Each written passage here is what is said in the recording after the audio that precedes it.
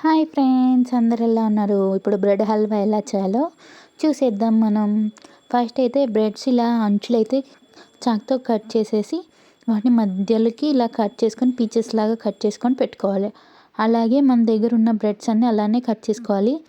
ఇది హల్వా చేయడానికి బ్రెడ్ కొంచెం 1-2 డేస్ అయితే బాగుంటుంది. ఫ్రెష్గా ఉండకుండా పర్లేదు, కొంచెం గట్టిగా ఉన్న బ్రెడ్ అయితే ఇంకా బాగుంటుంది. మిల్క్ బ్రెడ్ తీసుకొని ఇలా మధ్యలో కట్ చేసి పీసెస్ అన్నీ తీసి పక్కన పెట్టుకోవాలి. ఈ సైడ్ ఉండే ఎడ్జెస్ మాత్రం కట్ చేసి తీసేయాలి.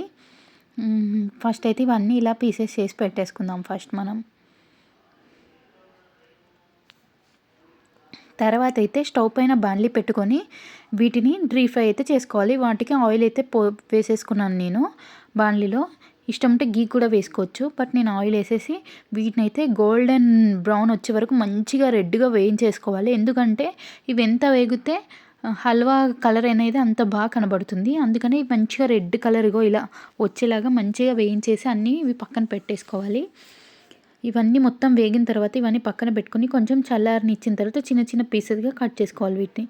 తర్వాత అదే బాండ్లీలో కొంచెం జీడిపప్పును కూడా వేసి వేయించి పక్కన పెట్టుకోవాలి. తర్వాత అందులోనే ఒక గ్లాస్ వాటర్ కూడా యాడ్ చేసేసి ఒక కప్ షుగర్ కూడా వేసి షుగర్ సిరప్ అయితే రెడీ చేసుకోవాలి. ఇందులో కొంచెం ఒక 4-5 ఇలాచీ కూడా యాడ్ చేసేసి బాగా కలిపి షుగర్ సిరప్ అయితే రెడీ చేసుకోవాలి. ఇది కొంచెం మసిలే వరకు ఉంచాలి అంతే. తీగ పాకం అలా అవసరం లేదు. జస్ట్ మనం గులాబ్ జామ్కి ఎలా అయితే చేసుకుంటామో అలా నార్మల్గా షుగర్ అందులో కరిగిపోతే సరిపోతుంది. అలా కలుపుతూ కొంచెం సేపు ఇది మసలనివ్వాలి.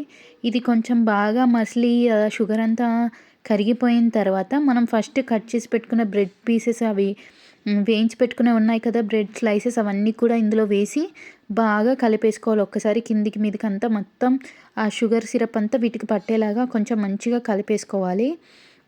ఇప్పుడైతే బ్రెడ్ స్లైసెస్ మొత్తం వేసేస్తున్నాను నేను. ఇలా విడివిడిగా మొత్తం ఒక్కొక్కటిగా వేసేసి మంచిగా అన్నిటికీ ఆ షుగర్ సిరపు పట్టేలాగా మొత్తం ఒక్కసారి మంచిగా కలిపేసుకున్న తర్వాత కొన్ని పాలైతే ఒక గ్లాస్ పాలు గోరువెచ్చటివి, అంటే కాచి చల్లార్చిన పాలు ఉంటాయి కదా, అవి కూడా యాడ్ చేసేసుకొని దీని మీద నుంచి యాడ్ చేసి మళ్ళీ ఒకసారి మంచిగా పైకి కిందికి కలిపేసుకోవాలి. తర్వాత నేను ఫస్ట్ అయితే జీడిపప్పు నెయ్యిలో వేయించి పెట్టేసుకున్నాను కదా, ఆ జీడిపప్పు కూడా వేసేసి బాగా కలిపేసుకోవాలి. అంతే, మనకైతే వేడి వేడి బ్రెడ్ హల్వా అయితే రెడీ అయిపోతుంది.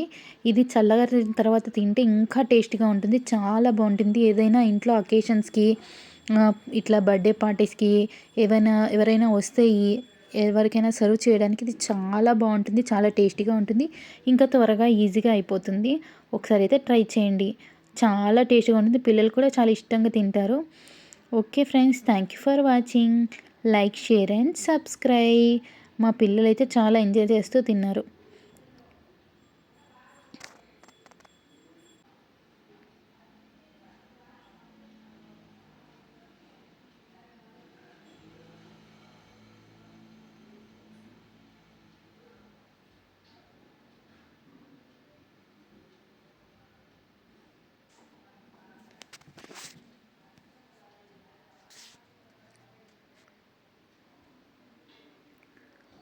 మా పాప అయితే చాలా ఎంజాయ్ చేస్తూ తింది, దానికి చాలా నచ్చింది.